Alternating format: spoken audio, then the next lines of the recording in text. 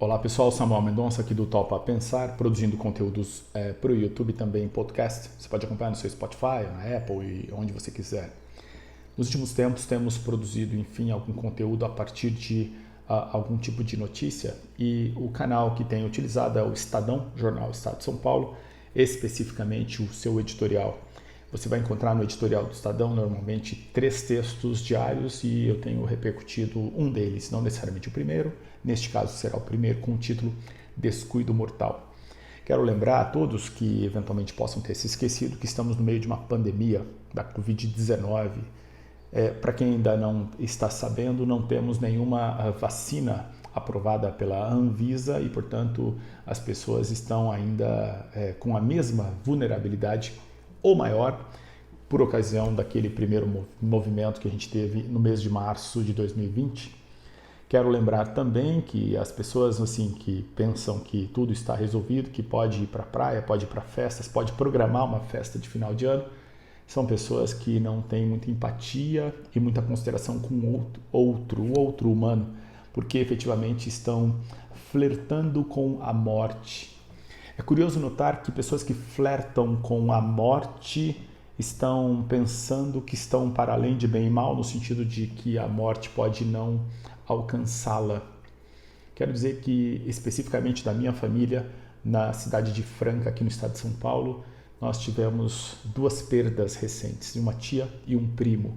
Então eu sei bem de perto o que é essa pandemia, mas pode ser que você não tenha tido um óbito na sua família e pode ser também que mesmo que tenha tido, você não se importa muito com a pessoa que faleceu. Sabemos que o número de óbitos tem aumentado no nosso país, embora nós tivemos nos últimos meses um movimento descendente, e este aumento, tanto de internações como especificamente de óbitos, tem relação direta com a nossa ação individual e coletiva. As nossas saídas para bares, as nossas saídas para restaurantes, as nossas saídas para os mais diversos espaços sem os devidos cuidados, sem máscara, sem higienização, etc. e tal. Então, não estou aqui dizendo que você não possa sair nunca mais, até porque nós temos a necessidade de que a economia continue funcionando como tem continuado, mas é preciso que tenhamos alguns cuidados, o uso da máscara é um deles.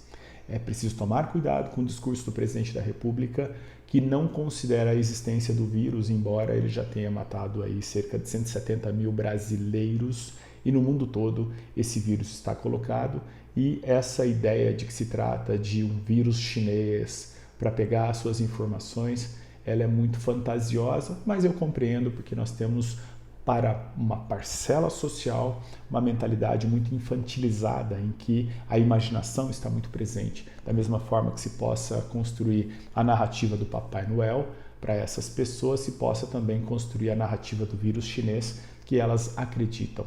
Não estou falando para esse tipo de pessoas, porque no Topa Pensar aqui há pessoas predispostas à tarefa do pensamento, que não é esse grupo social. Vamos ao texto? Descuido mortal é o título, o primeiro parágrafo. A julgar pelo comportamento de muitos brasileiros, a pandemia de Covid-19 parece ser uma catástrofe que ficou para trás. Nada poderia ser mais inconsequente nesse momento do que tomar as medidas de flexibilização da quarentena, que têm sido adotadas pelo poder público como um sinal inequívoco de que o pior já passou e de que tudo voltou ao normal. Afinal, a pandemia cumpre reafirmar, não acabou.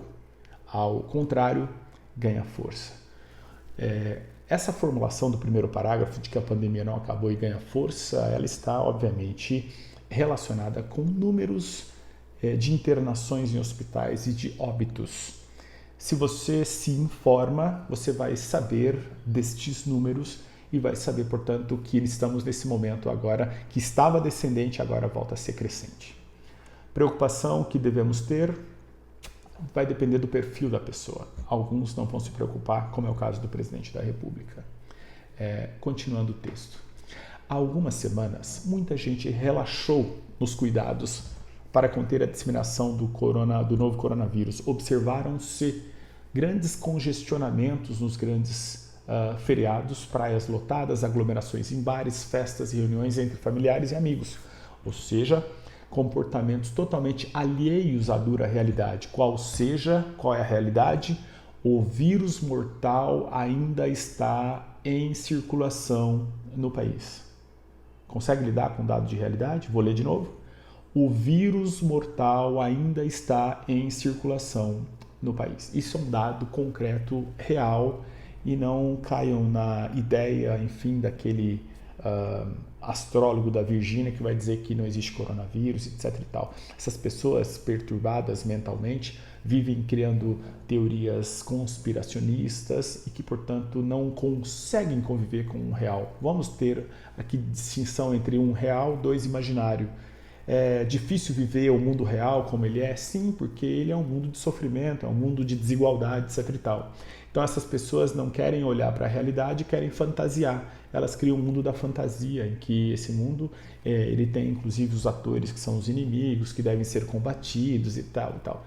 É uma grande bobagem, é uma infantilidade no sentido negativo daquilo que é a infância, porque a infância não tem sentido negativo. Então aqui é o uso emprestado de um termo que diz respeito de uma certa inconsequência. Porém, como são adultos que são responsáveis pelo que estão criando, sobretudo pelos crimes que estão produzindo. Seguindo no texto. Como o patógeno é implacável e não liga para o estado de espírito das pessoas, se referindo ao vírus, muitas exauridas nesses quase 9 meses de quarentena, compreendo, eu sou um também desses exauridos, há muito tempo ficando dentro de casa, etc. O número de infectados e mortos tornou a subir após semanas de queda e estabilidade. Vamos aqui com números, olha que interessante. De acordo com o Imperial College de Londres, referência internacional no estudo da pandemia, a taxa de transmissão, que é chamada RT, do novo coronavírus no Brasil voltou a ficar acima de 1 pela primeira vez desde setembro, ou seja, estávamos realmente em queda e desde setembro e agora temos então uma retomada, o que é muito ruim neste caso em particular. No dia 17 passado, a instituição britânica revelou que a RT do país estava em 1,10, o que significa cada grupo de 100 infectados pelo SARS-CoV-2 transmitia o vírus para outras 110 pessoas. Vamos comparar? Apenas uma semana antes, a RT estava em 0,68, então a menor taxa registrada desde abril. Uma taxa de transmissão acima de 1 indica que a doença está se expandindo, abaixo indica que ela está perdendo intensidade. Portanto, temos aqui o argumento comprovado de que estamos em ascendência e por isso diria, vamos assim abrir os olhos. O farol está aí mostrando que tem um problema. De acordo com pesquisadores da USP e da Universidade Estadual Paulista, que é a Unesp, que monitoram a taxa de transmissão no estado, e aí a gente está falando de São Paulo, evidentemente, a RT em São Paulo está em 1,05, o que indica aumento da propagação da doença. Esse aumento pode ser sentido na ocupação dos leitos dos hospitais públicos e privados, que voltou a subir na primeira quinzena de novembro. As redes de laboratórios também registraram maior procura por exames para a detecção do novo coronavírus, com um aumento de cerca de 20% do número de diagnósticos positivos. 20%. Isso é mais do que um alerta, são vigorosos sinais do alto preço que o coronavírus cobra por qualquer descuido. 2 comentários. Primeiro, aqui você veja que o texto trabalha com informações, com evidências. A primeira parte, evidências internacionais de Londres, a segunda, de universidades brasileiras. Só aqui nós temos elementos objetivos de argumentação que são suficientes para pessoas inteligentes entenderem que a gente tem um problema. Eu sei que tem um grupo social que não considera nem números de universidades de Londres ou mesmo do Brasil. Por quê? Porque as universidades não produzem conhecimento para esse grupo social. Então, o que fazer com esse grupo social? Sei lá, talvez chacoalhar assim, para ver se as pessoas acordam. Vamos avançar no texto e falando de um aspecto muito importante do que aconteceu no estado de São Paulo, que é um reconhecimento do Estadão em relação ao governo do estado. Diante desse quadro absolutamente preocupante, o governador de São Paulo, João Dória, agiu bem ao editar um decreto prorrogando a quarentena em todo o estado até o dia 16 de dezembro. Então, se nós estávamos na descendente, a perspectiva era inclusive de acabar com esse período de quarentena, a gente teve aí uma certa renovação, editou um decreto nessa direção até 16 de dezembro, e isso significa justamente a observação de que os números estão crescentes, então vamos primeiro editar. Mais do que isso, não houve a progressão para a faixa verde do Plano São Paulo, que era um pouco a perspectiva inicial se continuasse a descendência. Não foi o caso. Menos restritiva em 90% do estado como planejado. As atividades consideradas não essenciais, portanto, poderão ser novamente suspensas nos termos daquele decreto lá, o 64879 de março desse ano, caso a Secretaria de Estado de Saúde julgue necessário, a depender da evolução da doença nos próximos dias. E aí, uma citação do secretário estadual de saúde que disse: se tivermos índices aumentados, seguramente medidas mais austeras e restritivas serão tomadas. Reforço que não estamos no nosso normal e sequer no nosso novo normal. Fim de citação para o secretário estadual de saúde, o Jean Gorishtein. Enfim, é importante observar que nós trabalhamos sempre com informações e dados e alguém pode desconfiar um pouco do uso político desses dados e que existe. Vamos combinar que tanto João Dória tem feito uso político da pandemia como também o presidente Jair Bolsonaro. Independente disso, vamos olhar para os números aqui dessas universidades, tanto lá o Imperial College, como também aqui no Brasil a Universidade de São Paulo e a Estadual Paulista, a USP e o Unesp, estão mostrando os números de ascendência. Isso deveria ser suficiente para convencer a população a ter um pouco de cuidado em relação a esse momento, dessa onda que eventualmente nem seja uma segunda, mas seja meio que a continuidade da primeira, que não arrefeceu evidentemente, ela só diminuiu bem pouco e ela continua a matar brasileiros. O governo estadual afirma que não há de se falar, ao menos por hora, em segunda onda da Covid no estado, pois o aumento do número de casos se dá em comparação com uma semana de feriados, certo? Mas é fato que não é pequeno o contingente de paulistas que retomaram hábitos de antes da pandemia de forma menos cautelosa. Eu não sei se você conhece pessoas que estão vivendo como se nada tivesse acontecido. Eu conheço muitas pessoas que estão saindo e, sobretudo, indo às praias, lotando as praias, como se a vida estivesse já superado a pandemia.